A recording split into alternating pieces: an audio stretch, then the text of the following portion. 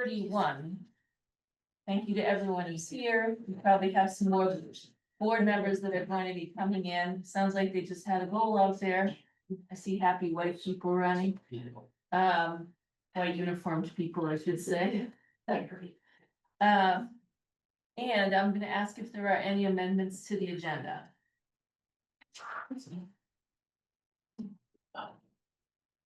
No amendments to the agenda, then I will ask right away if there's public comment from folks on Zoom or here in the audience. No public comment, so we'll move to the reports and start with the superintendent. Good evening, everyone. Just briefly, wanted to share that really focusing on work here in the district and then focusing on work at the state and federal level. Last month I talked about beginning a MVSU like learning series. We are focusing on caring for aging parents. So we sent out a survey for faculty and staff around their interests. They picked some topics. We're working with Carla Camel, our community care coordinator. That's a lot of hard C's in one sentence, just have to say.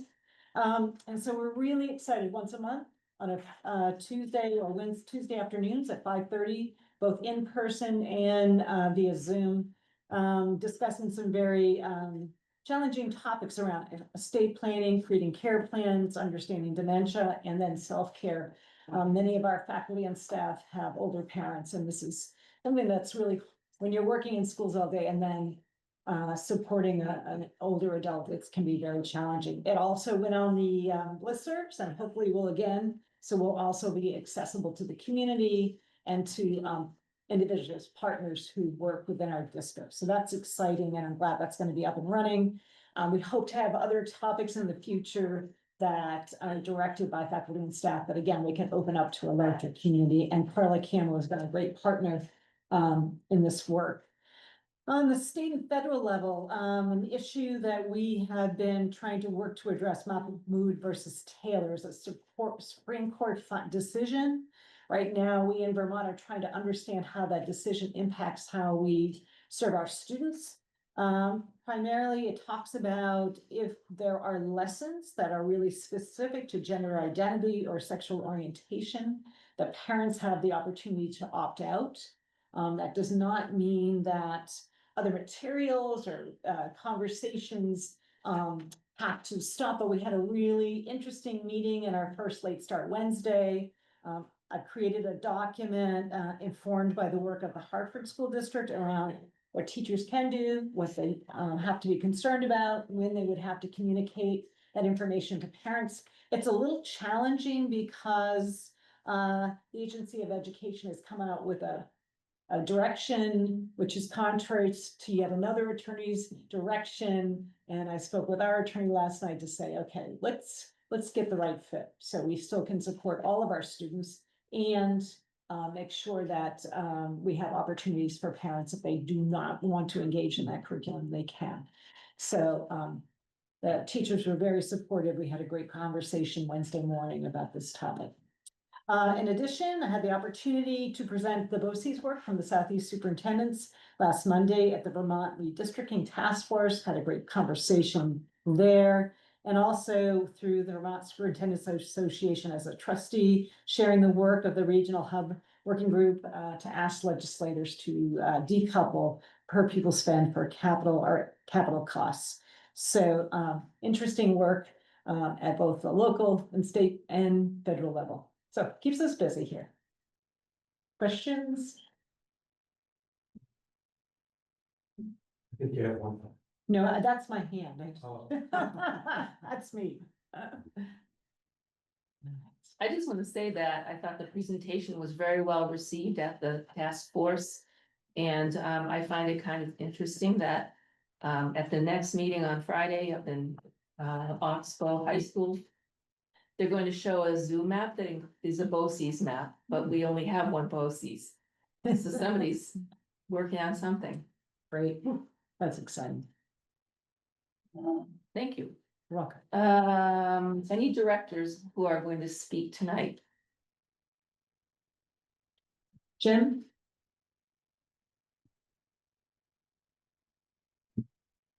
Jim Penn, did you want to say anything? I think I should. Um, we're deep in the budget cycle, as you know. Um, being pulled around a lot by things like anybody who read the front page of the local paper in Woodstock saw 129% increase in water and sewer rates in Woodstock for next year.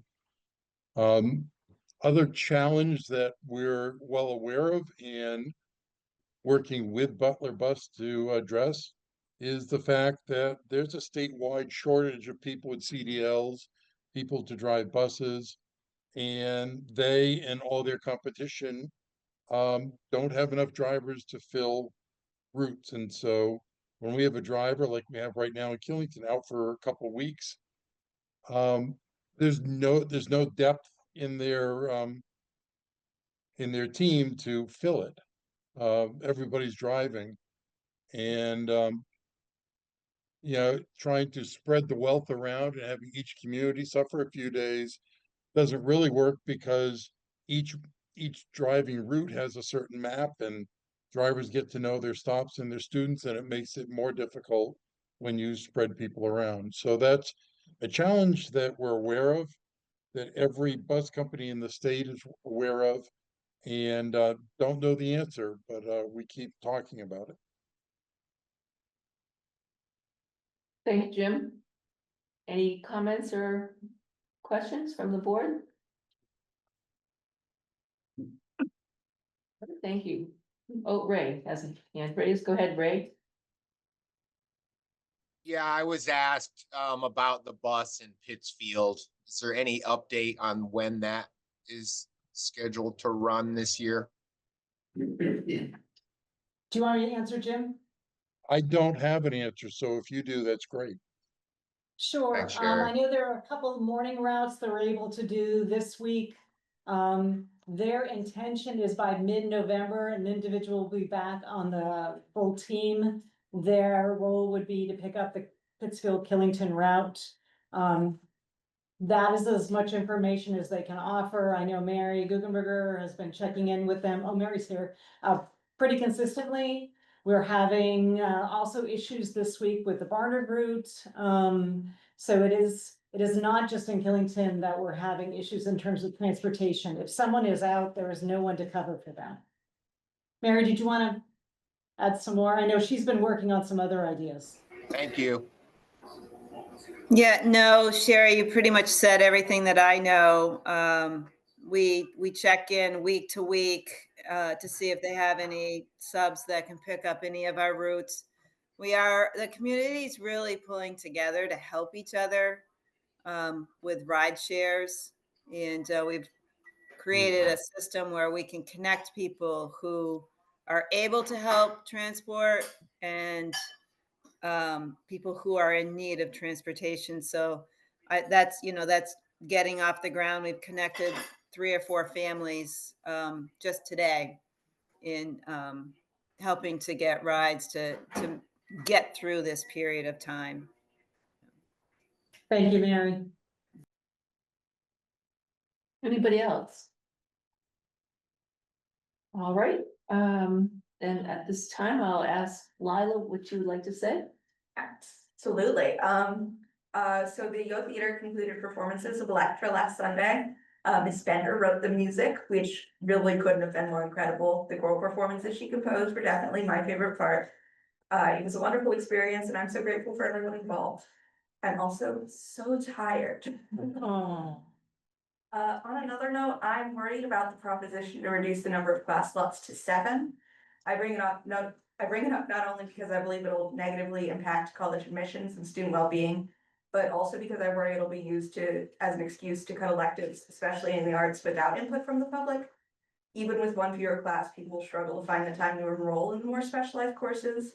With lower enrollment, the classes and potentially their teachers will be cut. I understand that we'd like to average less study halls per student. However, the leg up our elective programs and study halls afford Woodstock students in the college admissions process, as well as life after high school, shouldn't be overlooked and really can't be overstated. The most important thing to universities and trade programs is a demonstrated capacity to succeed at what you're passionate about, not that sort of statistic.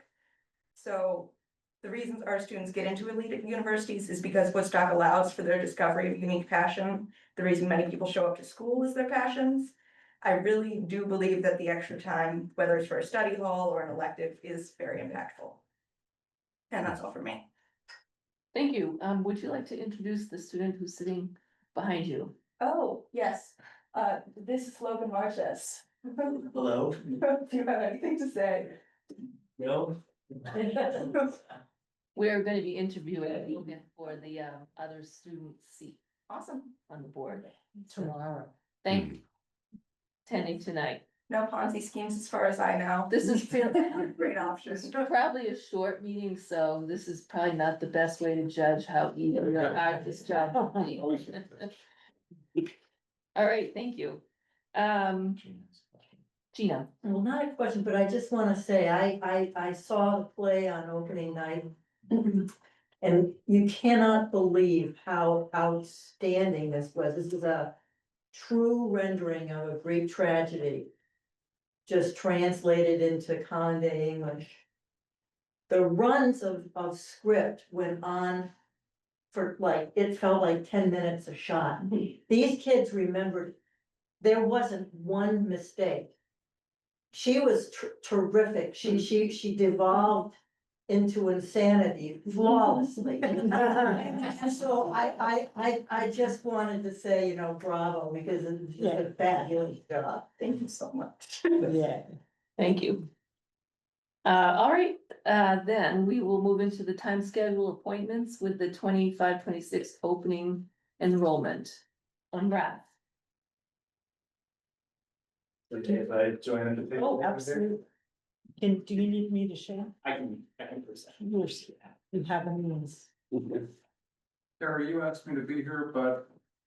Is that? Yeah, you're a couple people down on this, Okay, yes. fine.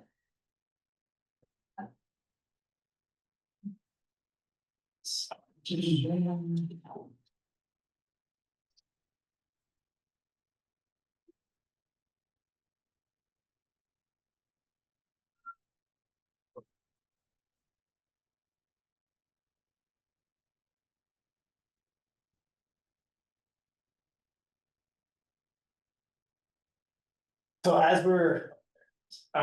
so good evening, everyone. This is the time of the year when we talk a lot about enrollment and sort of fixate on enrollment for a period of time.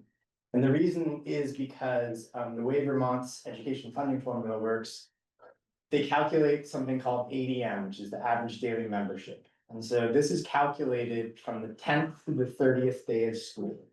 And so any student who's enrolled in a school during that time contributes towards the school's ADM.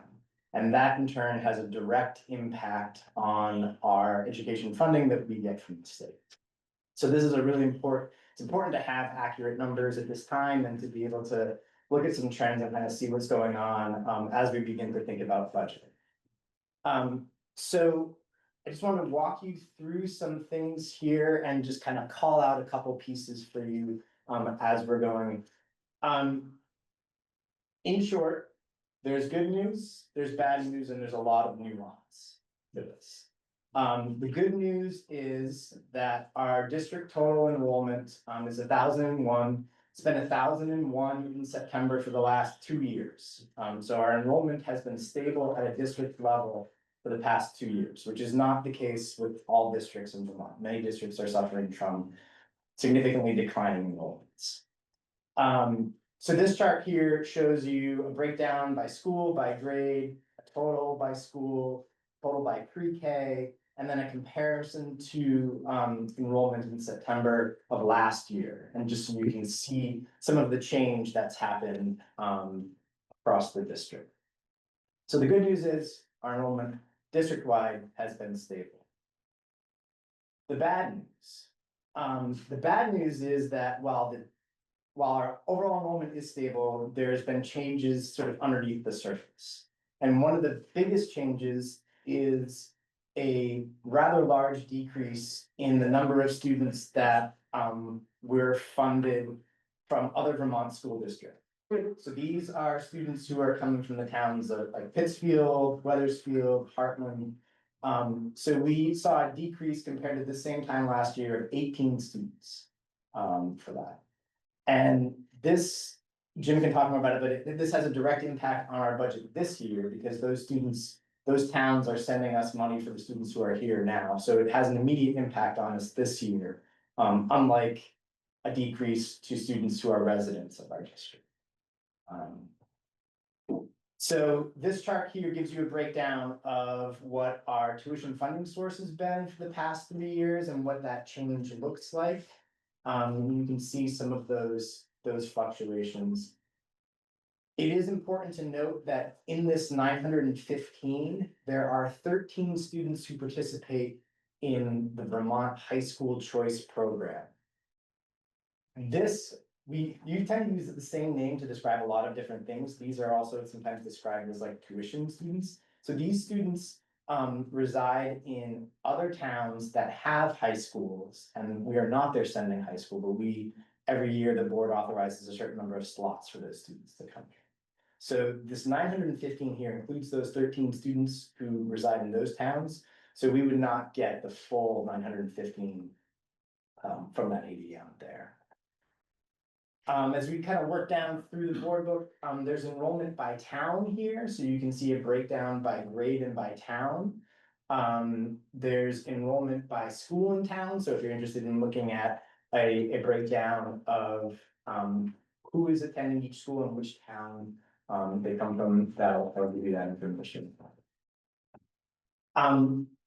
We had 72 students unenroll from our schools this year, which is more than we've had in the past. And you can see from here that 44% of those 72 moved to a different state or a different country.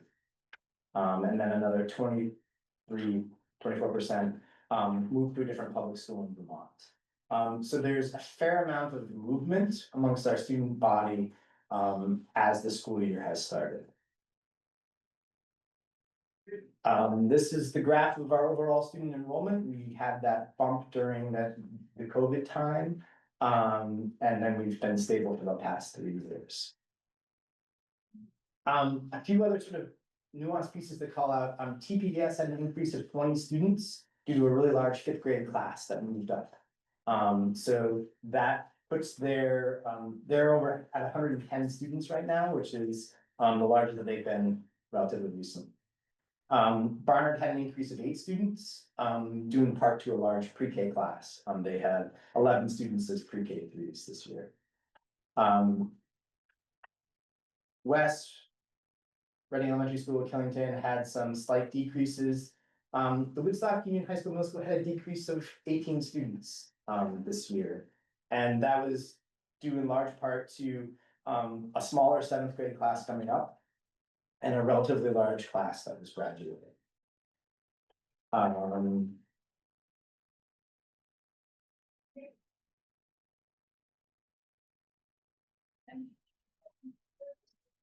So that's a quick overview of the enrollment. Anne has a question. Go ahead, Anne. Thanks.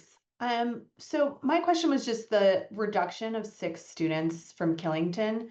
Do we know, was that kids actually leaving the school, or is that just that the pre-K was cut from 2 classrooms to 1 classroom? And so that maybe it just the fact there's only 5 pre-K 3 kids, maybe that accounts for it? It's a pretty small K3. Yeah, I don't know, Mary may be able to answer that question better, but yeah, I'm not exactly sure what where those 6 difference would come from. Yeah, I can definitely chime in. I think it's primarily because we only had 5 incoming pre-K. We have a total of 16 in our pre-K this year. We were able to accommodate everybody who was on our wait list by the end of the year, and by the beginning of the year. And we had 23 kids last year, total. We had 14 kiddos move into kindergarten. So that's small, those 3-year-olds, the 5 3-year-olds definitely have an impact on that number. And next year will be challenging too, Mary, right? You have a sixth grade class of 22. So next year's gonna be a challenge for Killington, recovering from that large sixth grade that's been working its way through the building. Right. My best guess about pre-K for next year, just looking at the population in our area, I believe we will have about 14, about 9 incoming pre-K for next year. So there'll be a big difference there after losing 22 sixth graders. Sam? Thank you, Mary. Mhm. Hi, yeah, I was wondering if Ray is still in attendance and might be able to speak to if he's heard the reason why we're getting less enrollment from his town from the students there. If I can remember correctly, I feel like that's a least amount of enrolled students that I can remember from Pittsfield in recent years. Yeah, there's just less kids. We've had where 10 kids moved in one summer and then 10 kids moved out the next summer, but the numbers we're dealing with are just accurate. We haven't had kids go to other schools more or anything as a statistic number. We still have most of the kids that go to Killington and then to matriculate to Woodstock. Just I less can kids. support that, Ray. Thanks. Your budget has either been stable or decreasing over the last few years because your Yeah. total enrollment has been dropping. So it's not that your students are going elsewhere in a larger quantity, it's just you have less kids. Thank you. Yeah, thank you Anybody for else? that clarification. One piece which I neglected to mention was that the enrollment in Weathersfield decreased by 8 students, due in part to a large graduating class and no new 9th graders. So the year before that, we had a number of students come from Weathersfield, and this year we didn't have any. So that also impacts those tuition students as well. Maybe our new student rep will help us in that. That's great. About how many 9th graders came, prior year? I think it was 8-ish or so. I don't have the number off the top of my head, so. Jim, did you want to say something? Two things quickly. It was 10 last year and 12 the year before from Weathersfield, so that was a big drop. We only graduated a couple, so the change from Weathersfield wasn't huge. What really hurts though, with 18 less students and tuition paying students than we anticipated, we're going to have about a $380,000 revenue shortfall this year. And I had planned on using some of our fund balance from last year towards next year's budget. And I think I'm going to recommend to finance that we now retain it so that we can use it to cover the shortfall in revenue this year. Thank you, Jim. Sam? Yeah, just one more thing, because I know Charlie is in attendance. I think a lot.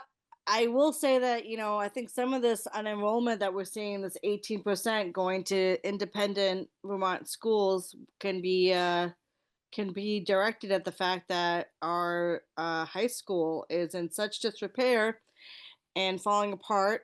And, it is a double-edged sword that we really have to educate the public that we need a new school. But the flip side is, the longer we go without getting one, the less families want to send their kids to that high school, even though we have such a great teachers and administration and everything else. So, I just felt like I'd throw that out there too. Thank you, Sam. Anybody else? I got a question. Go ahead, Corinne. Is there any surmising about the Weathersfield piece? Whether it's just a population thing or whether there was some other option that came to them that was attractive, or losing a bus, or I know there's, any other change that you guys know about that? We did change the bus route.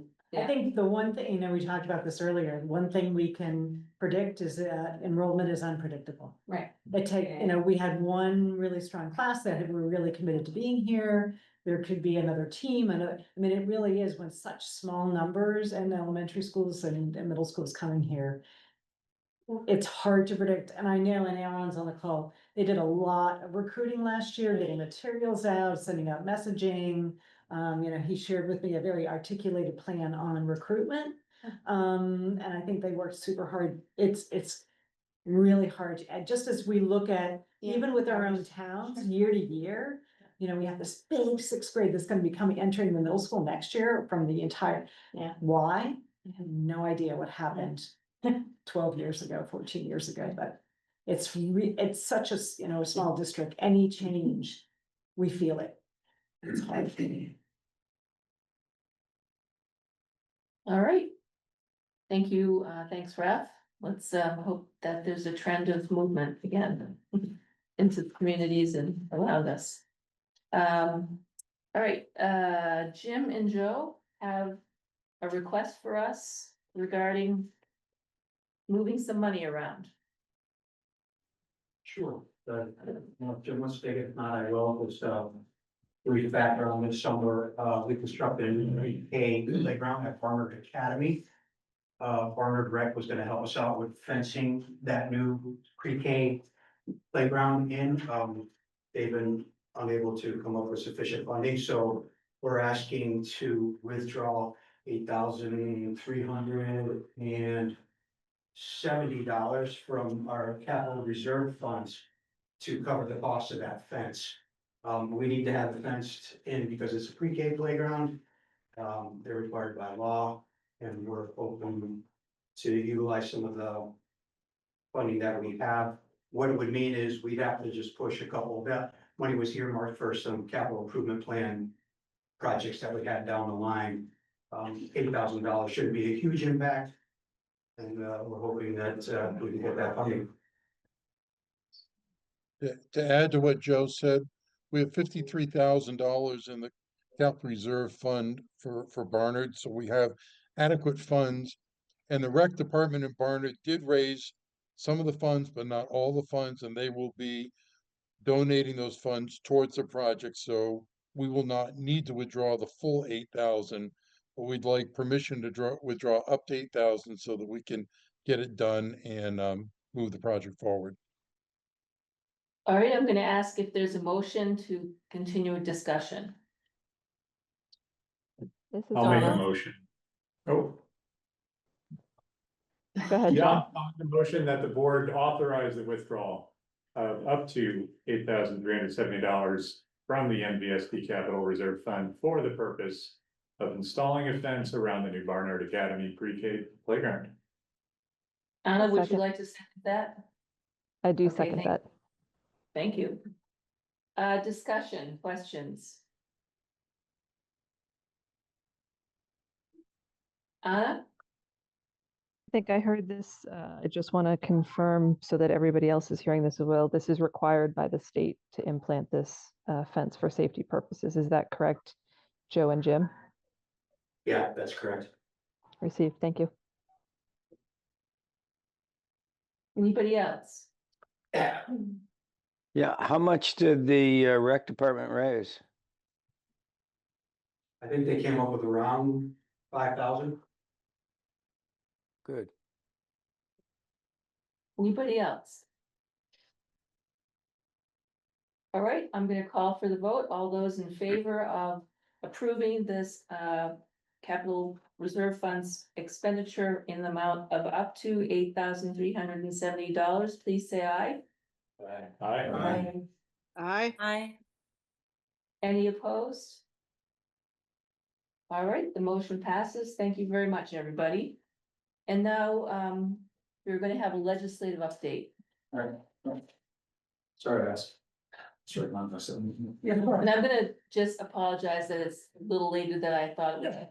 I will move it up much closer. Sounds good, no problem. My name is Charlie Kimball. I'm the state rep for Woodstock, Reading, and Plymouth. All of my towns are in the school district. I was actually very happy to be here for the presentation from Raphael and see the statistics from what schools.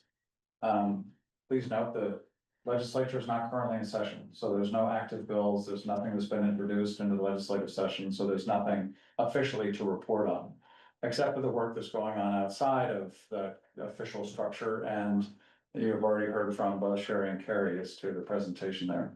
I did meet with a member, also Allison Clarkson and myself met with some members of the school board to talk about what is possible for different legislation, specifically decoupling the school construction from the excess spending threshold calculation.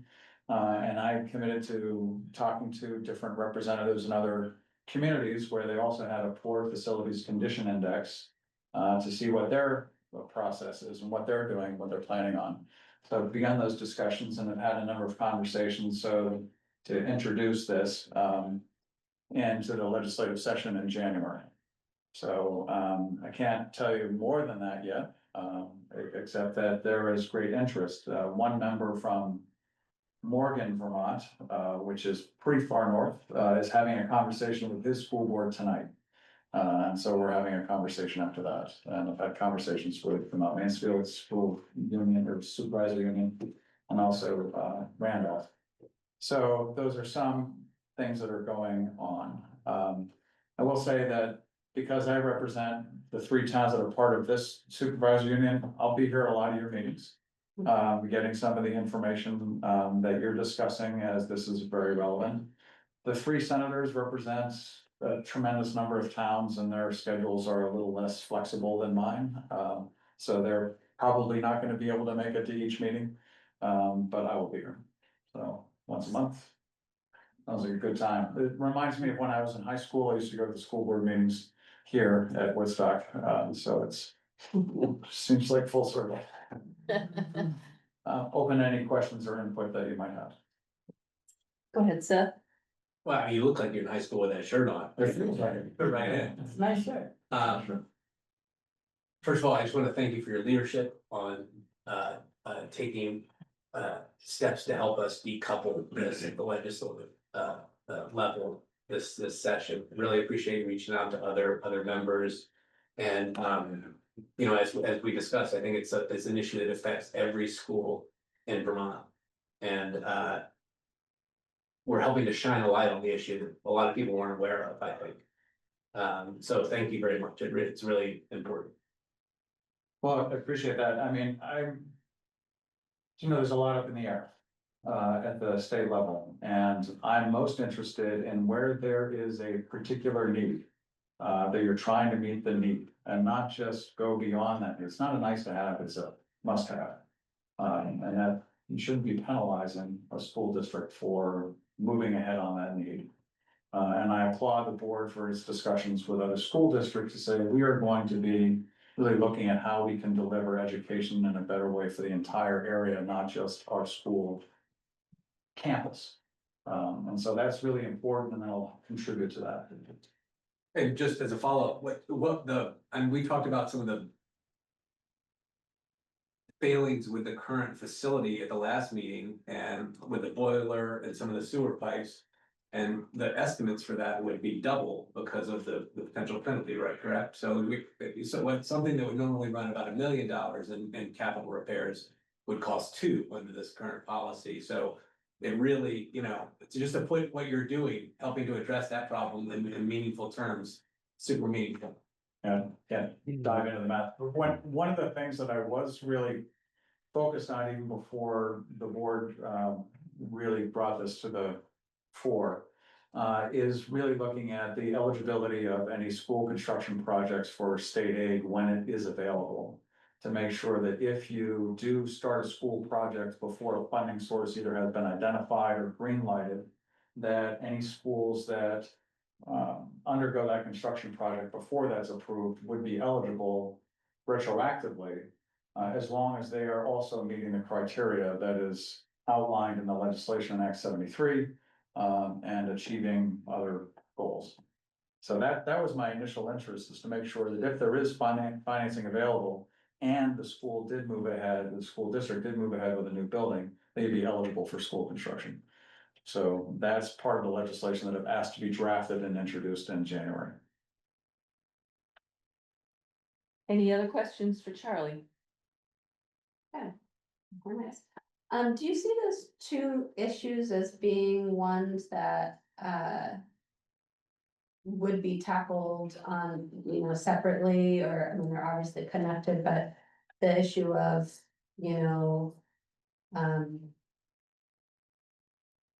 I guess it's, capital projects being part of where people spend, so that, it likely pushes you over the threshold, and you get penalized for it. And secondly, the issue of just getting the state aid for construction projects sort of separately. I mean, there are separate issues, but do you see them as being things that are, would move forward together in legislation, or? Not necessarily. Yeah. So first, we have to recognize that in Act 73, we passed a law to go to the foundation formula. Right. That doesn't have anything in there for school construction financing. So that has to be a separate issue to be addressed if we move to a foundation formula. So that's one. Second is, even though there's a school redistricting task force supposed to make recommendations in December with at least three maps, and they're pledging to have 4, that doesn't guarantee that the legislature is going to actually make a decision on the next session. So I'm most nervous about that. That even if that doesn't happen, and then we're stuck with the existing financing formula, in which it is a penalty, the excess spending threshold is still in there.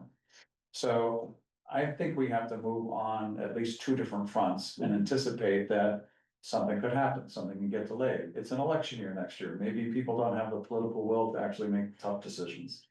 And that's a reality. So I think both of those things have to be pursued.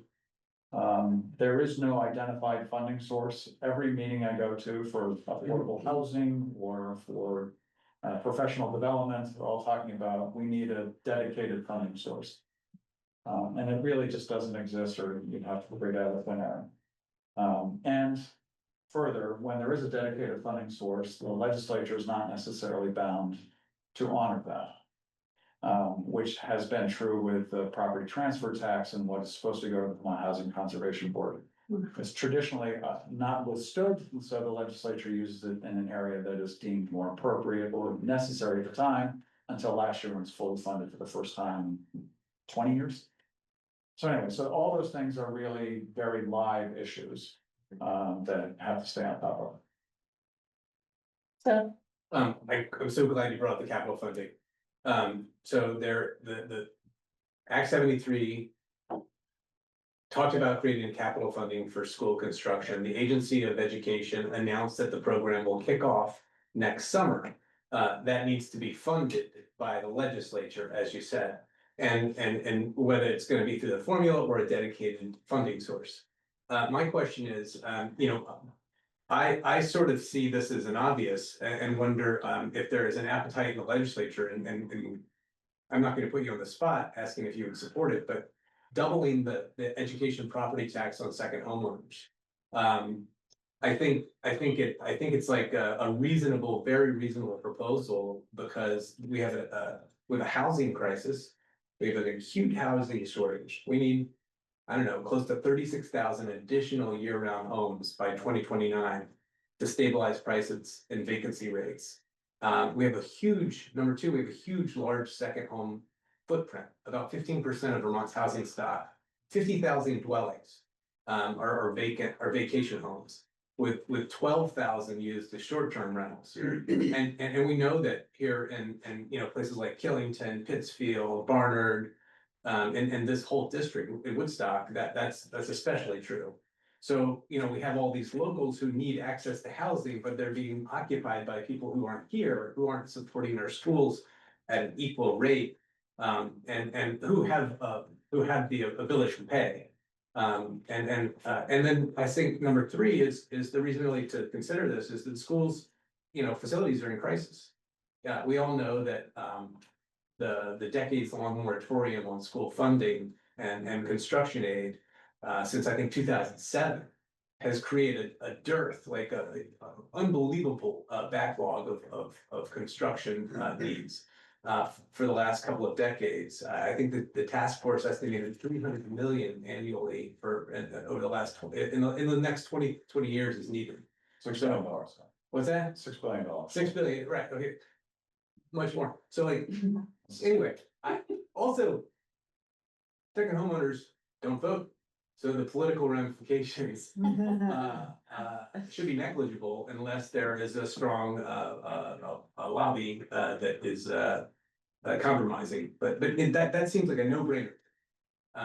Any thoughts? And you don't have to react, but I believe that's a very feasible position. I don't think it's that black and white. There are a lot of unintended consequences whenever you pass legislation, you have to carefully consider them. So is it something that in the legislation that we passed last year creates the opportunity to have different rates? Yes. There's no sense of having a rate that's twice as high for second homeowners as there are for primary. And there are a lot of reasons for that. But, so I'm not gonna commit to supporting a tax that's double for second homeowners. But looking at it as to how can we raise sufficient funds, yes, I am committed to that, absolutely.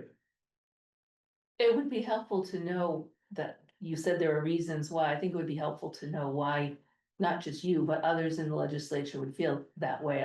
You don't need to tell us tonight, but Yeah, if you could gather some reasons, because we know other states have done this. Montana in 2025 issued a new statewide second homeowner tax. Very similar issues as Vermont. South Carolina has done a differential assessment. Nantucket does something. Rhode Island is looking at a surcharge. I mean, these are all we wouldn't be going first on this issue. I'm not making this up. Sarit? There's very wealthy second homeowners who come to the cheese factory and expect like a wonderful tour and wonderful people who don't have houses to live in. So we don't have the staff at the cheese factory to support this tourism and the people who are bringing their fancy friends to show how wonderful Vermont is. And the second homeowners, they want a way of life. They want to enjoy our way of life. And if the people who actually support this can't afford to be here, we've got a big problem. The last point I'm gonna make is I would argue that the Preach. I would argue that the buildings trades, I think we saw when people had some disposable income during COVID and were home. They invested a lot of money in improving their properties. And I think the revenues for local trades to support local housing needs could be equal to or greater than what they're getting as second homeowners too. So that's just a suspect, but I know that, because we worry about the unintended consequences, but I do think that if we were converting housing to be smaller sizes for more affordable, for more families, there could be good business in it. For whatever that's worth. We can have those discussions in greater lengths, what is the purpose of tax policy? And that's a philosophical and also economic question that we could have great debate over, but I don't think tonight's the right time. Right, no, I agree. I think it's to plan some ideas and look at things. Yeah. Because we're basically in a desperate situation in this district. Yeah. For all, not just for schools, for housing, No, again, Woodstock is For not. businesses. workforce. Yeah. Yeah. So, Poor Charlie is I'm- never gonna come back. He's never gonna be Good the that he's last not- one here, It's Ted. good, it's good to have a transparency. Yeah, Well, I thank you, Charlie, because every time I email the legislators in Windsor County, you are the first one and most often the only one who actually answers me. Oh. And I appreciate that. well, you're welcome. It's not always the answer you want. No, no, but you need to know all perspectives. Yeah, and I'm committed to the district, to the school, so, and see what's possible.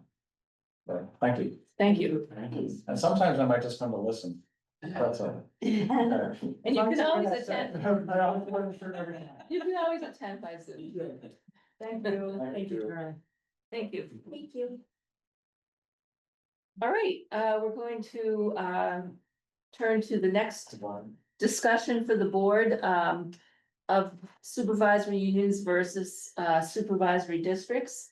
Corinne had spoken to me about this quite a while ago because the more rural folks in the state, and we have rural towns in our district, are having these discussions about how can geographically isolated and or sparse and or districts like us with a mix of small towns and smaller towns. How do we move forward if we're going to be in a bigger situation? So I know that Corinne has done a lot of research on this. And so I thought she's better off to lead the discussion than me, and get us discussing this. Sure, thanks. Yeah, I appreciate having this discussion and I'll just pass these out. I did send this to everybody, so folks on Zoom should have a copy. And these are just some notes from my participation in conversations. It's certainly not exhaustive of, you know, pros and cons and things like that. So I don't pretend to be the one that knows everything, and hopefully I haven't made any errors here. But the reason that I felt it was important for us to have this conversation is as we look to moving forward to combining with other supervisory unions and districts into a bigger unit, there is a conversation happening. This came up for those of us, Elliot and Carrie and I can't remember if anybody else, Gina, participated in the initial conversation we had with Hartford and Windsor, Southeast.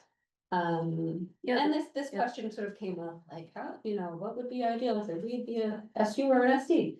And across the state, people are kind of having this conversation and if their district has a strong feeling one way or the other, they're advocating to the redistricting task force, to their legislators. This is what we think would work best in our area. So just so that we had a chance to get to know sort of the issue a little bit better and start talking about it and thinking about it as a district. I am happy to have this time right now. So I know in August, and I wasn't here at this meeting, we spoke briefly about the difference between SDs and SUs. And sort of the history of our initial merger into Mountain Views. You know, we were lots of multiple districts, and now we're basically one big district, and then we do have Pittsfield. That's part of our SU, so we're not technically an SD, but we operate, you know, if we just ignore Pittsfield, sorry, Ray, for a moment, we operate as an SD in that we have one board, making decisions for sort of all of our towns, all of our schools. And there's a lot of unity of, you know, policies, of teacher contracts, of curriculum development, and all of these things that have had a really good impact. And Sherry, you know, can speak to the benefits educationally of that merger. I will say, as coming from Barnard, one of the important things that as a town we wanted to do and sort of ensure in becoming a part of the larger district was that there were, you know, certain agreements and charters that we agreed on around protocols around school closures and grade reconfiguration and things like that. And once those agreements were sort of made by negotiating amongst ourselves, amongst our towns, you know, we took the vote and we felt really confident coming into the larger district. So now we're looking forward as like, okay, we're gonna be part of this bigger unit that likely, hopefully, we've said that we would like to work together with Hartford and Windsor. And that could be as one big supervisory district, or it could potentially be as a supervisory union with districts underneath it. I don't know, I don't wanna take too much time and go into a lot of detail. So I will try to be just brief on my, sort of the initial, differences of what that would look like for us being an SD versus an SU in this larger unit. So if we were to merge with Windsor and Hartford, Windsor Southeast and Hartford as an SD, we all became one district, we would be one big board. Or there would be one board of, we were not sure how many members yet, because that hasn't been determined by legislation yet. But it would be one board overseeing all of the schools in that greater area. And representation on that board is at this point a little unclear. There wouldn't necessarily be representation town by town. There is a task force right now looking at voting wards. So they're gonna determine, you know, what geographic areas get to, you know, elect one member to that greater board, or two members, or whatever it is, but. Unlike the way it is now, where each of our member towns has a representative on this board, that wouldn't necessarily be guaranteed. There would be some sort of representation from a geographic area, but you know, it might not be from Hillington or Reading or that's it. There will be some sort of charter that sort of describes how the district, I guess I don't know exactly what it describes, how it's run and organized. Kind of like the Articles of Agreement that sort of founded how we came together. But it's unclear what that would look like exactly, and whether we would as member towns or districts be able to add our sort of locally developed detail to that, or whether it would just be a sort of standardized charter statewide. But all existing school boards would be dissolved, and all any existing articles and agreements would be dissolved. So so this is just governance structure, and this is you know, it would be simple and streamlined, so it'd be one set of decisions, one board. Cons to this was that individual towns might lose representation. Protections that we have right now around sort of procedures around school closures won't be there, at least the ones that we have right now won't be there. So there's potentially a higher likelihood that, you know, schools could be closed, which is one of the reasons why the rural schools and towns are most concerned, I'd say, about supervisory district. And there's an argument that with one bigger board and fewer smaller boards, or there would be less local engagement, community engagement. SUs, I will try to make this because I realize I'm going on and on. Under a supervisory union, we could come together as a bigger union and maintain the district boards that we have right now. So Mountain Views would have a board, Hartford would have a board. And in Windsor Southeast, there are multiple smaller district boards, kind of like we used to have multiple small district boards. There could be voluntary mergers of any of those boards prior to our bigger merger or after, I believe. But it wouldn't be something that was happening. That would be required by the state if they said that we were going to merge you as an SU. So certain existing articles of agreement would be maintained. We would get board representation, our towns would have representation. The downsides of this structure are the things that were talked about by, Sherry and, Jim. I think at the last meeting that there's a lot of complexity. There'd be a lot more meetings for, you know, leadership to attend, a lot more coordination.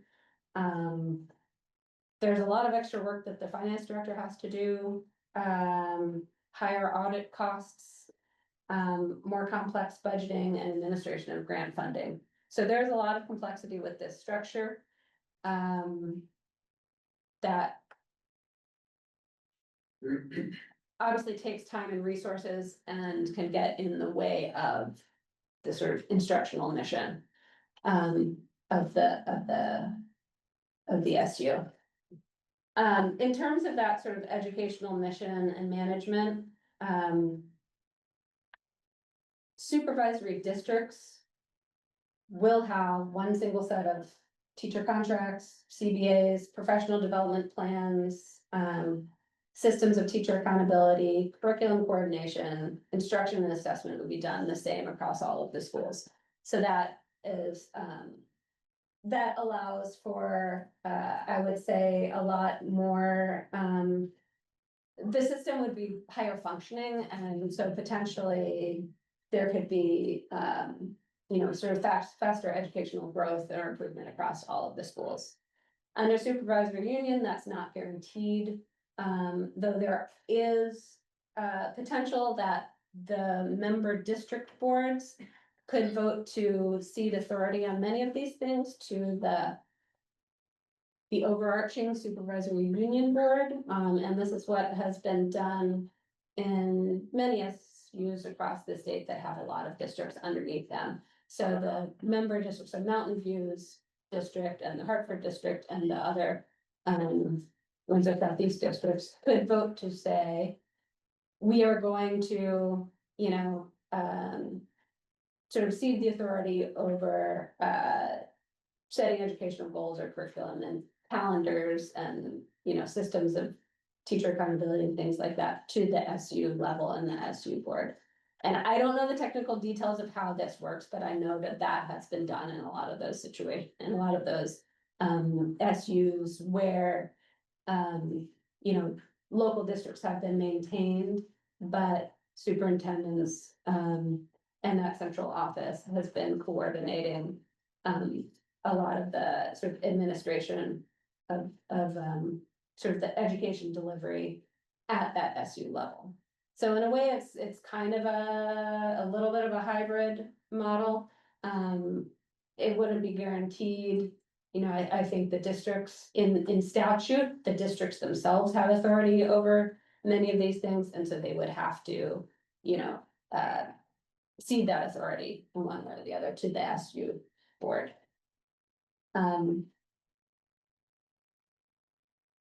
I'm gonna stop there, and that's all I have in terms of just like one layer of issues and things to think about around you know, SC or SU for us. And again, the only reason why I think that it's important for us to talk about it is that there are folks who are trying to make decisions about things on the more local regional level, or come to agreements on things at that level so that they can say, this is what we want to the state. And then if we, you know, if we did that and if we had agreement across our 3 SUs, we could just communicate that more to these task force and to our legislators and say, this is what would be best for our region. But if we, you know, if we don't have the conversations, you know, and also when Carrie and I or whoever goes to those regional meetings with Hartford and Winter Southeast, you know, we want to be able to represent just sort of the thoughts and concerns of our board to them as well. Okay, Brian. I think you did great. I heard hundreds of people cheering the entire time, so. Great. Thanks, Brian. That's all. Any questions, comments, thoughts? From the board? Anna? Corinne, amazing as always. Thank you so much for the effort and investment that you put into this topic. I'm wondering if do we need to make any sort of movement tonight, or if we have some space and time to bring this information to our towns and get their input as well before we I'll speak for myself, before I, as a school board member, make decisions or comments on the two options. Yeah, and I don't think there's any goal of any decision or something coming out of this tonight. It's I think it is something that as board members, we should talk to as many people in our towns as possible about these issues and see the people, hear people in, and also talk to, teachers and the administration more, like just try to get knowledgeable yourself and there's no necessarily, right or wrong answer. So, it's complex, but the more we know now, also, the more that we'll be able to, in conversations with Hartford and Windsor Southeast, be creative about what sort of structures are gonna really, and the systems, really could work best for all of us. Yeah, So I think you brought up, Sorry. sorry, I'll wrap it up. You brought up a really good point. Something else I would suggest or kind of throw out there for us to chew on is getting the input of staff and students as well. It's we as board members are here to represent the voters, and also we need to take everybody's opinion into account, especially those that spend so much time on campuses and whatnot. So I think that would be really helpful to think about as an opportunity as well. Thank you. Sarit. With all the like the redistricting conversation from the government and like the lack of state finances, I feel like we're like the district we're being like pushed towards this like supervisory district as opposed to a union. Right? Yeah, I mean, I think that And this is very helpful, but the task force has to, the law says that of the 3 or more maps that they bring to the legislature in January, at least one has to include supervisory union structures. And that was the result of advocacy by the Rose Bullets Community Alliance and others, including, superintendents, some superintendents in the state, and going to the ed committees and Senate and House ed committees saying why they thought SUs were important in certain areas of the state. So they do have to have a map. So this task force has to have a map that includes the supervisory union structures. Where it goes from there, I mean, I think you're right that like there's a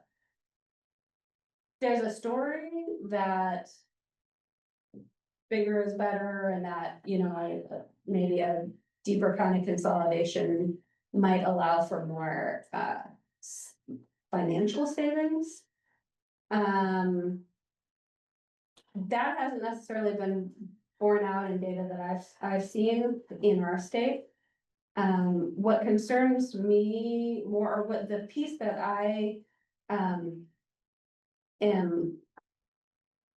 want to learn more about, is sort of the educational piece, educational delivery. That's where I think that there, some of that streamlining really can allow some of the districts that are now really small to be able to be strengthened and have more support. But I also think that might be able to happen within an SU. I mean, I'm putting some of my thoughts on the table about that. And then there's the sort of, democratic representation piece, where I think, SUs clearly have, I think, more benefits in terms of a connection to the voters in communities town by town. You know, and we wanna think of ourselves as like, oh, we're, you know, Mountain Views is one big community, and we are for sure. But when it gets to a certain size, it's harder to find those, you know, sort of ties of affinity, and identity. And so having, you know, feeling like your town or, you know, your area has representation on the board is important to some. Especially when you have a community school and it means a lot to you. But there's other pieces of the legislation that's gonna affect whether or not, you know, particular schools continue, and there's guidelines now around class size and all these various things that there's gonna be pressures on multiple levels. But what an SU structure does is it allows a stronger guarantee that your town will have a voice on a board, on the board that is making decisions around these things. Thank you. Anybody else?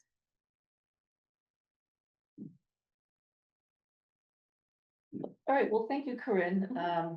You know, personally, I don't think that any of this is gonna get passed.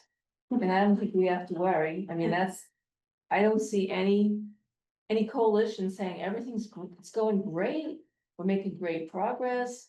I don't know of one school that wants to close and saying, hey, we'll close. I don't know of any school board members who want to necessarily be forced into bigger districts. It's something, as the Hartford school board member said in the Valley News article that came out today, I don't want it. But if we have to do something, this is probably the best thing. And I think that's how most school people, parents, administrators, teachers approach this, like, we don't want to do this. So I don't know, I just think, having been through Act 46 and all it took, now they're talking about triple or quadruple the size of some areas. I don't see it happening easily. So I don't know that anything that they're saying, you know, it could be this, it could be that. There's nothing here that's concrete, not for the supervisory districts nor the unions. At this point, everything's on the table and there's nothing firm yet. So I mean, I don't think we're in any place to make decisions tonight. Sherry? I just want to throw this out, and I think it's really important, the Boston Globe article that came out over the weekend. I mean, Vermont's test scores are at the same level as Mississippi. I mean, we have a serious issue in the state of Vermont in terms of equity of academic outcomes for students, whether it's our state test scores, whether it's how students see themselves in the youth risk behavior survey data. If you don't live in Mountain Views, you are not receiving the kind of education you deserve as a child of Vermont.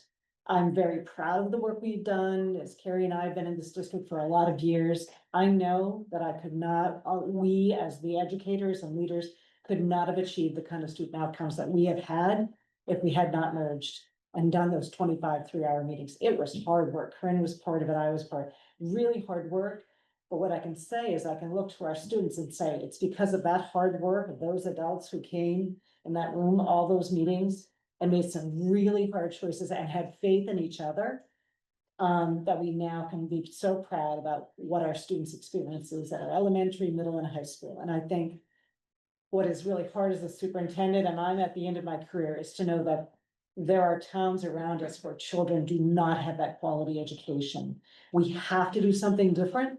We have to do it for our students and not for the adults. I worry greatly. I just spent another day in Montpelier about how decisions are made for adults and are not being made for our children. And that's really hard as a superintendent. I think the number of 4,000 to 8,000 is ludicrous. It is not research-based. I know the Superintendent's Association is saying, why do we have to choose a number? And if we have to choose a number based on research, and there's a lot of really good current research about numbers.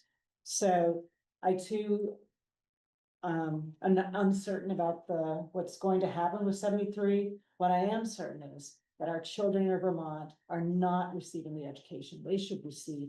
And we can say that strongly, and we should, because our students are.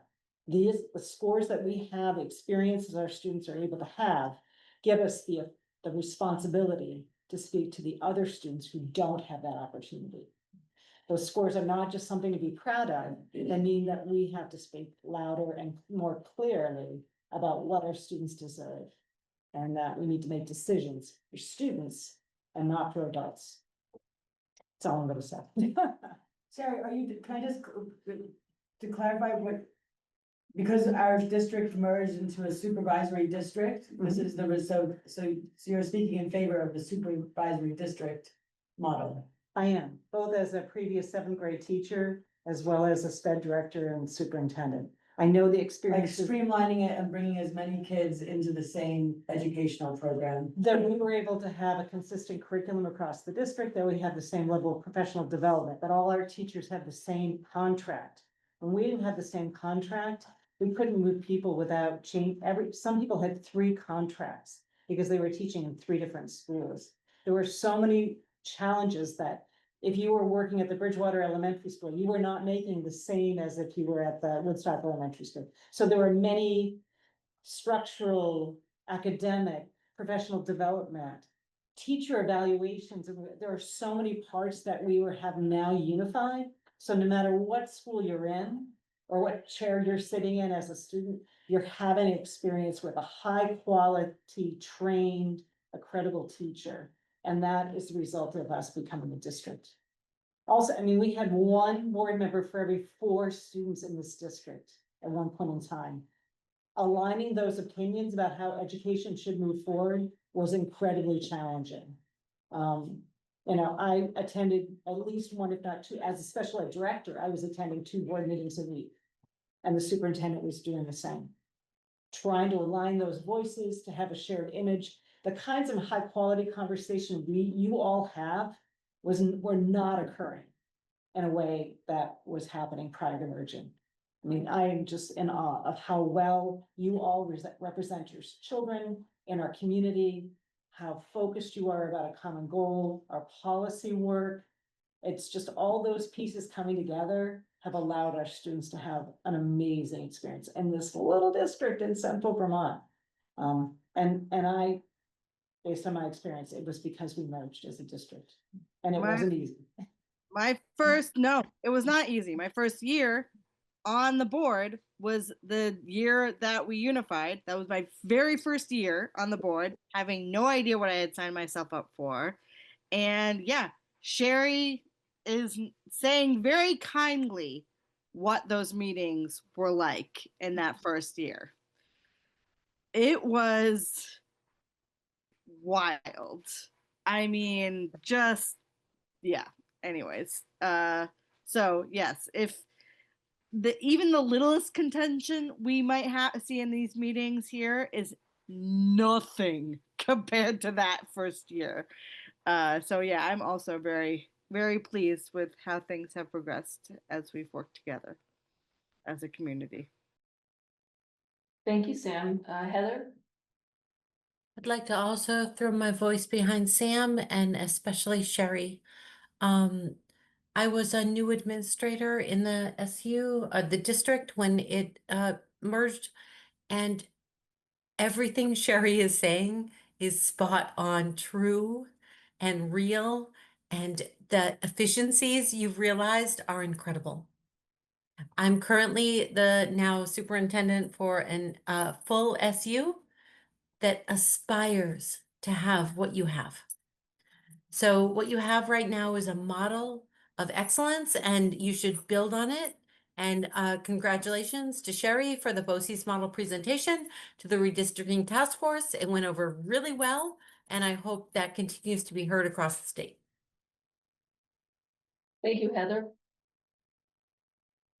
Anybody else? All right, well, thank you, Corinne, for the work you did and the voice that you bring for many years here, every month. Thank you. All right, we have some committee updates, starting with an exciting list of policies from Elliot.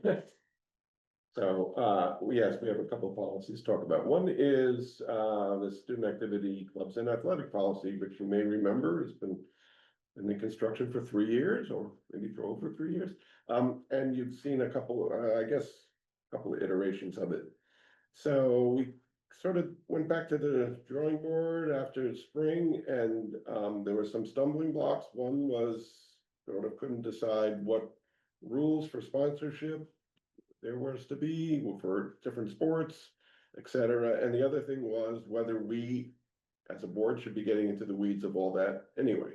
So those were two of the things that we thought about, and over the summer, we worked on it a little bit, and anyway, we came up with the fact that we were gonna try to take all that out and just make it a general policy, and along with our other policies, and leave the criteria for the establishing sponsorship up to the superintendent. We were going to have the, you know, the conditions in there, but not the, just the description of the conditions. So that was gonna become a procedure.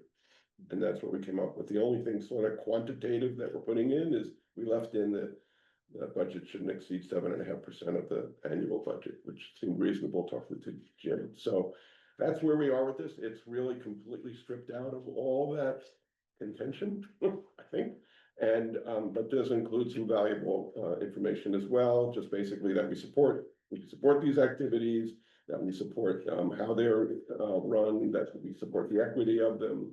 And that's basically the policy, and all the details are left for the administration to come up with. So. Any questions for Elliot? And I just want to acknowledge everybody's input over the years. Corinne, you spent a lot of time on this, and Corinne, thank you, and of course, Jerry and Raf. So that's where we are. Obviously, this could be controversial as well. As we saw. Sam. Yeah, I just wanted to piggyback on what Elliot said. And thank you, Elliot. You know, if people are, you know, look at historically what our policies are that we put out and that we vote on, and as a board have supported, you know, our policies are really not procedure driven.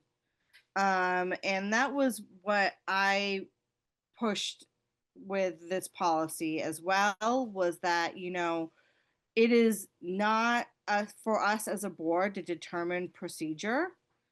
It is for us, our superintendent and our administration, to establish procedure. It is for us to establish policy and vote on it. And so, you know, I was one of the people who really encouraged that we pare down this to be, you know, really policy based and not getting into the weeds, as it were, with procedure. So I'm happier with the policy as it is now. Thank you, Sam. Any other comments or questions? One question. So we would limit the activities and athletic budgets to 7.5% of the annual district budget. Do we look at what historically it has been, what percentage of the district budget activities and athletics have made up? So is Jim still on? Jim, I think, did at one point quote us something, but I don't know if you know it off. We've spent some time looking at it, and I don't remember the exact number, but it was hovering around 5.5%, maybe 6%, that I presented to the committee 2 years ago, Elliot. It's been a while. Yeah. Yeah, we've asked the question a couple of times, and this was, yeah. It wasn't close to what the 7.5, so. There was some room for growth still. And I think we were at 6% when we factored in the money for the equity money that we put towards this program a year ago. So we still had room to grow once we put that in. Thank you, Jim. Anybody else? Sure, I'll just quickly comment that, I mean, it's definitely a strength of a policy when it can leave a lot of the some of the details to procedure, and it allows that the procedure can be more can be changed more easily. I was curious, though, I guess I was curious about how Jared feels about the policy at this point, not to put you on the spot. And I think it's, you don't have to answer. No. But I know that the reason for bringing this forward initially was that it's there's a lot of hard decisions that have to be made around athletics and, which ones we sponsor and which ones we don't, and which was the reason, the initial reason why the administration was hoping for sort of more specific board support. I'm agnostic, and I certainly understand why it makes sense to go in this direction, but it doesn't also meet that goal of necessarily making it easier for you. That's fine. Full disclosure, I said uncle, it's okay. And I'll tell you why. So there are some Supreme Court decisions that are coming up. And I think the meat of this policy shows the commitment of our communities to all of our students, no matter how they represent. Yeah. And to me, that's more important than my need for all of us to own this decision. So I, in the last policy meeting, said, it is more important to me to get the policy passed, and that I can write procedures that I don't have to follow. Right. Meeting in 2 years. Right. But I think so what's most important to me right now is to get this policy passed, to get it on the books, and for the communities of Mountain Views to really clearly state how they see athletics is a really critical piece of our growth and humanity of students. And so that's more important than fighting over numbers. So, see, even superintendents can back So down. with that, but the question is, do we want to consider this a second read, since we didn't actually present this in the spring, and that was, we went, is this a second read? I don't know. Who can we ask? Raina, she's not here. I mean, is it so, I guess we can stay where we are, but I think we're safe to wait yeah, in let's leave it November. alone so that we're not pushing it. Okay. So All right, the ask is for it to be passed, to become a second read in November. I'll move to pass this policy to be brought in November for a second read. I'll second. All those in favor, please say aye. Aye. Or wave your Zoom hand. Aye. That's fine. Any opposed? All right, it has passed, and I'm sorry, Matt, that I skipped over you for finance, but Elliot has a couple more quick ones, I think they would, and then we'll go to finance. Okay. So, yeah, so the next three, actually, even though we did last time present them separately, I would like to bring them up together if we can for a vote, unless somebody wants to break them out. But you can bring it to me. So if you remember the D2 is really just a wording, it's to add the word course, and it was basically to clarify the policy involving retention, promotion, acceleration of students.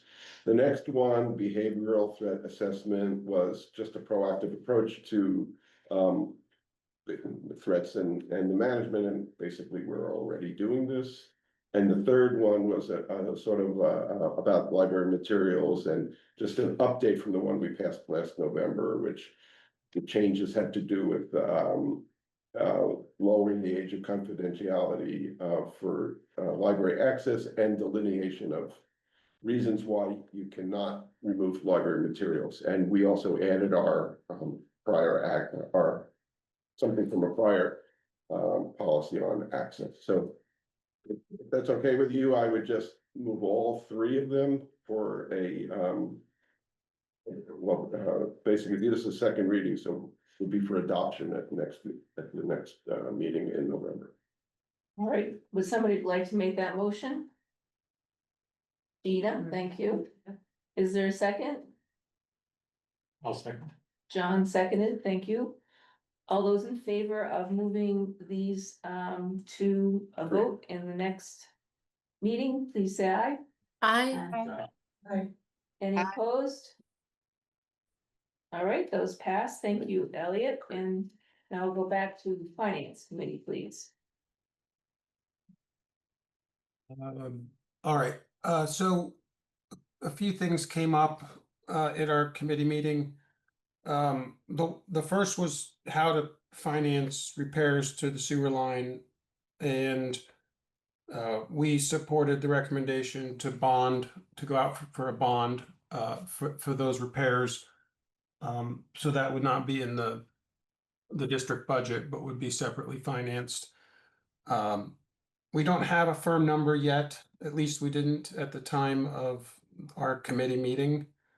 But there were discussions underway with contractors. Shortly after our meeting, there were some issues firing up one of the boilers in the school. The middle school, high school building has two boilers. One is 67 years old. I think it was installed in the 1950s. Had a 25-year life, so it's or 12-year life at the time or something. But the boilers had issues every year, and we're throwing money at it, kind of throwing good money after bad, as they say. And it's gotten to the point where Joe recommends replacing the boilers in the high school. That's work that could be done next summer. We didn't talk about it, but I imagine that would also go into the bond. Jim, is that what you would all recommend? Agreed. Okay, makes a lot of sense. And there was a silver lining, if you can call it that. If we build a new school, the new boilers could be repurposed in other buildings. So Wes is overdue for a boiler as well. It's not as urgent. But you could see a scenario where if we build a new building, one of the new boilers in the high school could go over to Wes. So that was an issue we talked about. We talked about paying for the fence at Barnard through the surplus reserves, and I think you all heard tonight that we voted in favor of that. And then we got into a discussion of the fiscal 27 budget. We recommended sort of a placeholder increase for non-union wages.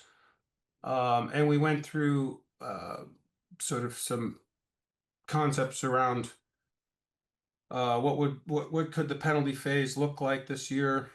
And Jim put in the notes for tonight a good summary of what we've learned so far.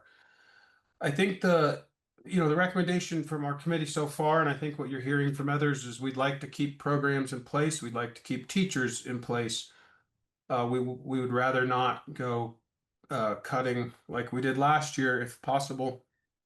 But we wouldn't be adding new programs and new teachers, as we know that we will most likely find ourselves in penalty phase. And if you read Jim's note this evening, I think the issue is that the per pupil spending at the threshold amount, only went up 2.5% compared to last year. But most of our expenses have gone up much, much faster than that. 12% for health care. General inflation we saw to be higher than 2.5, like 3.3%. We're also seeing impacts from tariffs, and wages in general are like 3.5 to 8%, depending on the contracts in which they're negotiated. So, in any event, we can't really give you the exact amount over threshold today because we don't have our LTW ADM. But when we used last year's LTW ADM, but this year's projected threshold, we were almost 2 million over, is by my calculation. But that's still very, very early stage. We just that district, the district budget is still being worked on. The principals need to contribute what their needs are. So more to come, but we won't have that long-term weighted average daily member until November. So with that, I think that was the extent of our committee updates. Any questions?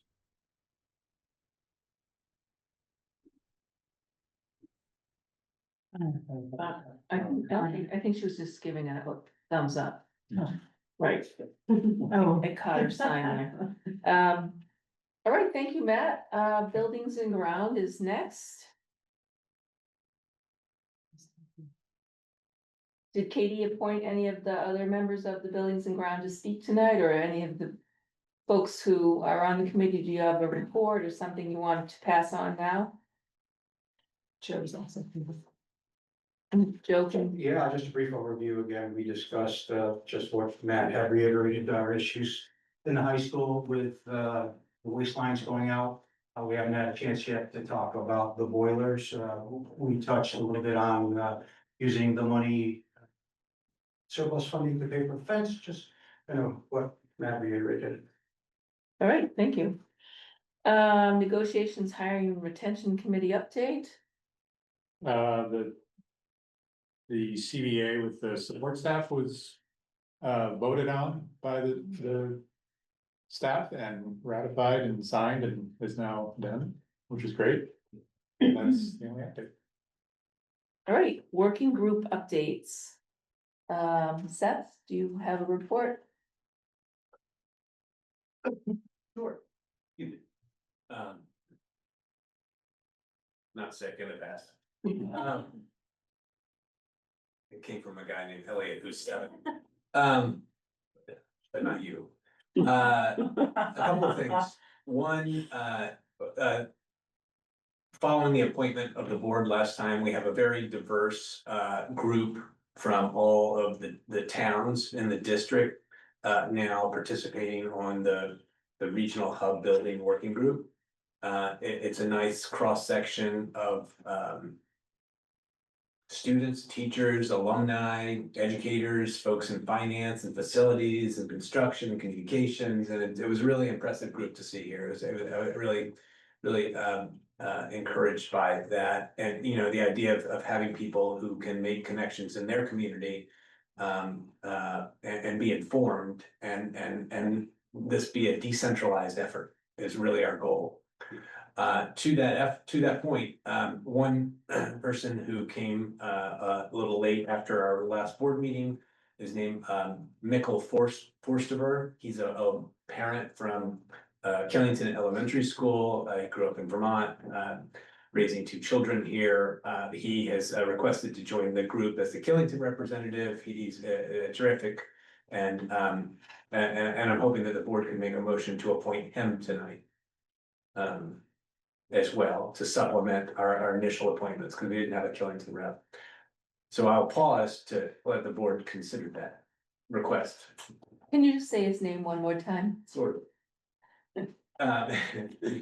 Mikkel Forsthuber. Yes, it's a difficult last name. I think it's Huber, but Huber. maybe Ann knows. Yeah, Pronounce it for us. Maybe Mary knows. It's Mikkel Forsthuber. You were right. See, rolls off. Carrie, yeah. Would someone like to make a motion to appoint him to the working group? I'll make that motion. Thank you, Ann. And is there a second? I'll second it. All right, all in favor of appointing Mikkel Forsthuber to the board, to the working group, please say aye. Aye. Aye. Any opposed? All right, thank you very much.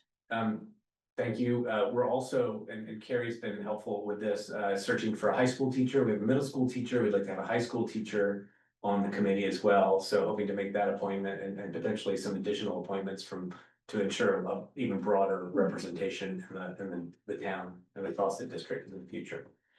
And did we appoint the Pomfret person? 10, yes, Okay. in the first round. The working group is really working to build consensus around an updated concept. Right? What is a viable concept that we could take to the voters in March? And then, we've been working to get them up to speed on what's been going on and the work that's been done over the last decade, really. And the idea is let's get them up to speed and let's come up with a recommendation for an updated concept that we could take out to the community as soon as possible and use as a discussion point. Here's a concept we're considering. What feedback do you have? What thoughts do you have? Let's give people a way to, we want to take input, right? We want to facilitate input from the residents.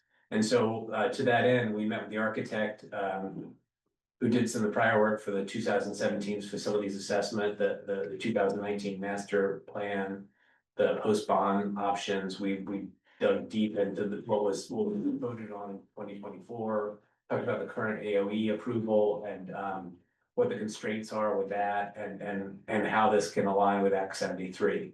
So the focus really of the committee is to focus on a kind of a right-sized program, cost discipline, obviously educational quality, health, safety, durability, long-term value, and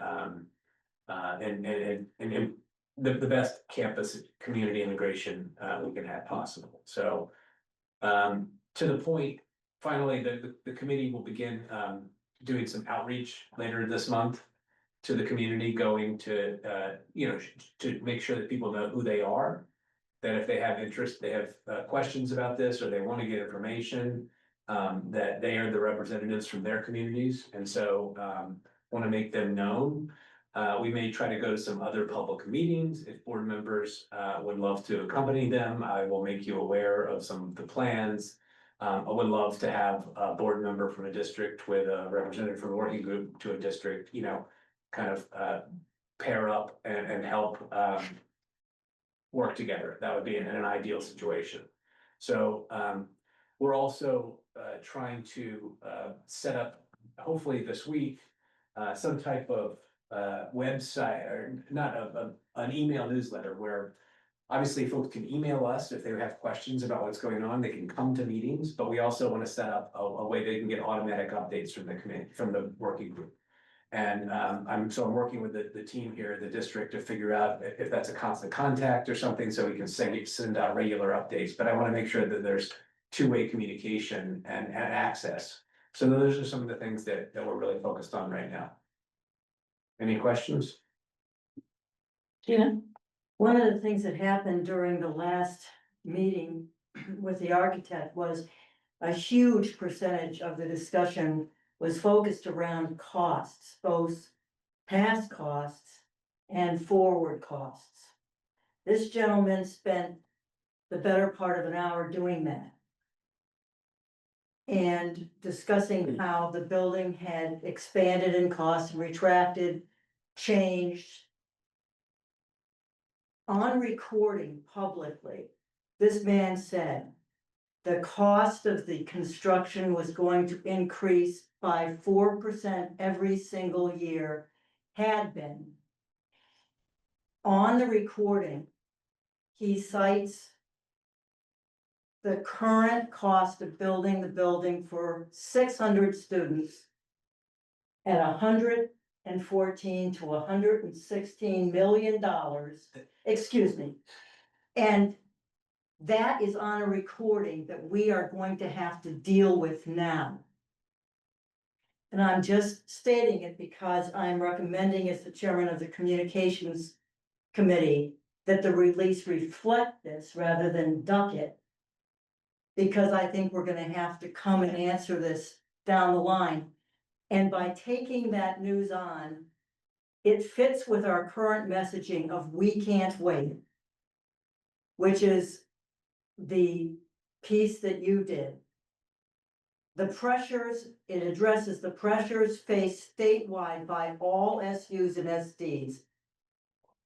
4% a year cost growth. It's a chance to articulate the importance of accessing state dollars in time.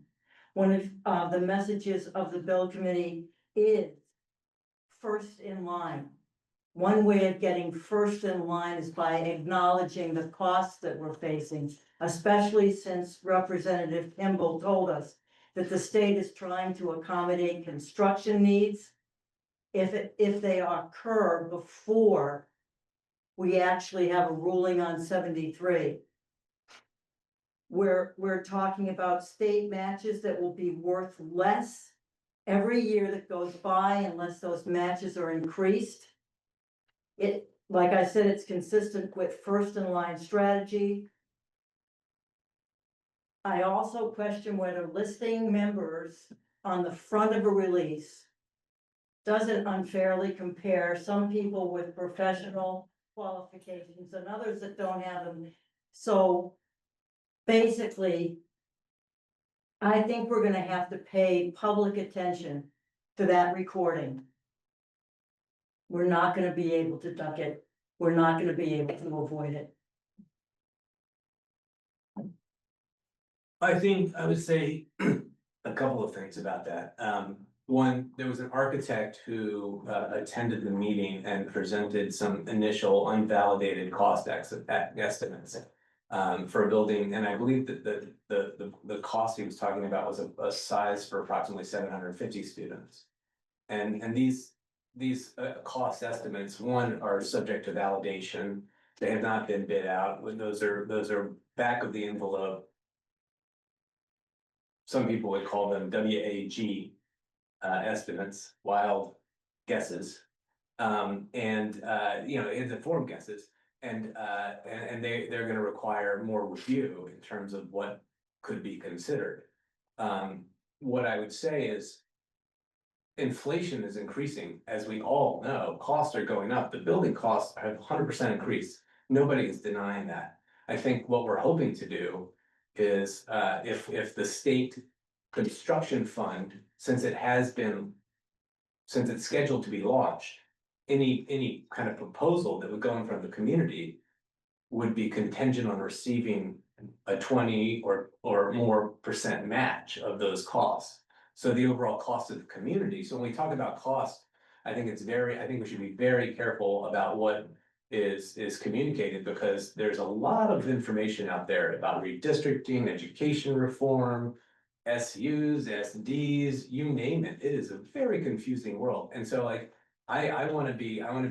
agree that we need to be very, very clear. And that's why I want to make sure that before I'm not shying away from any of the conversation that had, but I think it has to be taken in consideration of how the working group and how I think the board would want to consider those numbers, which is, we want to if we want to take advantage of state funding, and the state has launched a program that says 20%, any project would be a minimum of 20% with opportunities to fund up to 30%, potentially more.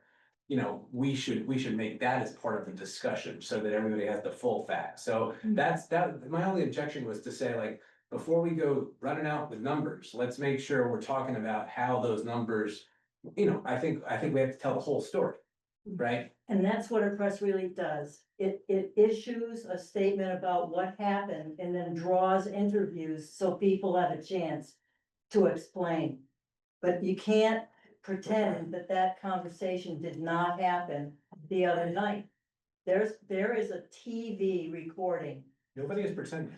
Okay, well, then we're gonna put it in the release, announce it. Nobody is pretending. But there's a way, excuse me, there's a way of also presenting the information without running with it. Anybody can access the information, anybody can access this, but it was, like Seth said, it's the back of the envelope, it's not substantiated. Who knows what happens when in the course of this, because who knows what other architects get involved, who knows what, there's a lot of moving parts, and I think that before freaking out the community with a huge price tag and turning everybody off right from the jump with reader fatigue, I think that we need some more finesse and nuance in presenting press releases to the community.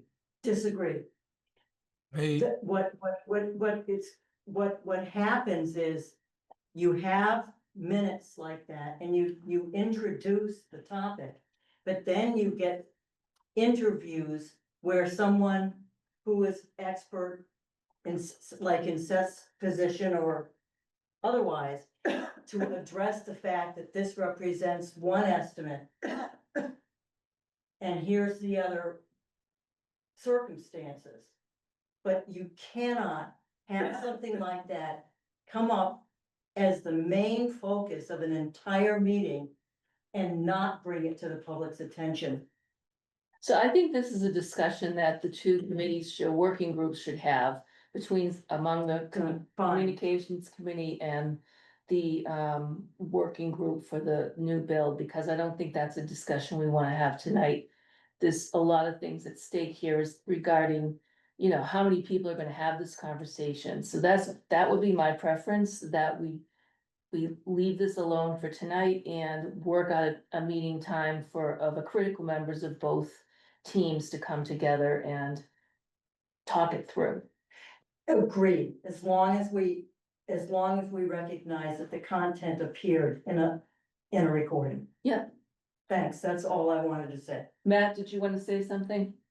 oh, I was just gonna say, I think you could express that construction costs are going up and every year we wait, you know, our purchasing power goes down if the state's only gonna give 20%. I think that's all in, you know, effective, persuasive communication, but you know, this board worked with the architects over a period of like 8 years, and you know, we paid a lot of money to get very accurate estimates of what it would cost to build the new school, and we were extremely careful not to put numbers out in the public domain unless we had it backed up by those estimates that included going out for an RFP for contractors, where we awarded a construction manager and then they were asked to put together an actual bid estimate for the building. So, you know, I would go so far as to like want to pass a motion that any working group or communications group should not be putting a new price tag on this building without a full like presentation to the board by the architect of the details and scope of that building. I mean, we went down to the very, very specifics of what materials were going to be used. So I would not be comfortable with throwing out a number that the new building with this capacity is going to be 100 and whatever you said, 116 million. That's just not a number that anyone on this board has had the ability to look at and vet. And again, I think we spent almost $101.6 million designing a building and getting a firm cost estimate before we were willing to give out that number. So I don't support the idea of putting out a number that somebody just threw up in the air. Gina? Right. Then Ryan? I would agree with you if it hadn't already gone out. In other words, the decision was made to have this architect appear in public. I couldn't agree with you more. And I agree with you. It's what we're talking about is taking this on because it's never smart. Once you've decided to present a subject matter expert, which is what happened. This guy was presented as a subject matter expert. And it's already being referenced on TV channels. And it's something that I'm trying to deal with, not that I don't agree with you, but I think when you try to ignore something that's happened, this gentleman was put up as a subject matter expert. So all I'm. Was he our architect? Was it our guy that we hired? Yeah, yes, and so all I'm saying, ladies and gentlemen, is I'm trying to alert you to the fact that this number's out there and that we'll do our best not to have it go so much further. But one way of doing it is just to diffuse it up front. And I'm not sure I would have mentioned it if you hadn't mentioned, Seth, other portions of your meeting that I think were less salient than this report. And all I'm saying is your communications person is I'm raising a flag, not because I'm saying the numbers should be disseminated. In fact, I agree with you, but in fact, they already have been. That I'm just trying to deal with it and I'm raising a red flag and I think Carrie's absolutely right. We can take care of it outside. But this, I find this a real problem. And so I agree with you. And we're just gonna have to deal with it. Ryan, you had your hand up. Yeah, I was just gonna support you. I mean, it doesn't sound like we as a board or any of us are suggesting there is a price on this. Right. We are addressing the fact that somebody that the public can hear and listen to and would generally follow. Has put a number out there and we want to explain it or acknowledge it. So that people don't run with that number before we as a board can actually do the due diligence we're all claiming we wanna do and present accurate, concrete numbers. It's not us that put the number out there, we just can't ignore it because that's what people are gonna run with. So get ahead of it, I support that 100%, you know. Thank you. Corinne, did you want to say something? Okay, and anybody else? All right, so we're not taking any kind of a vote tonight on anything, so I think it's best if the two working groups work together and, you know, if everyone can't make the meeting, that's okay. Perhaps just the board members who are on those groups could find a date very, very soon. And figure this out. Seth, did you want to have any more to say? Oh, no. Okay. I don't think that there are any other working groups right now, so I think we've gotten down that. We need to approve the minutes from the previous meeting. Is there somebody who will? I'll make a motion to approve. Thank you, John. The minutes. Ryan seconded. All those in favor of approving the minutes, please say aye. Aye. Anyone opposed? All right, thank you. Public comment. Is there anybody in the public who would like to say something? All right, seeing no public comment, we have a reflection. We do not have a any kind of executive session tonight, so we have a reflection on what did we do well, what could we do better?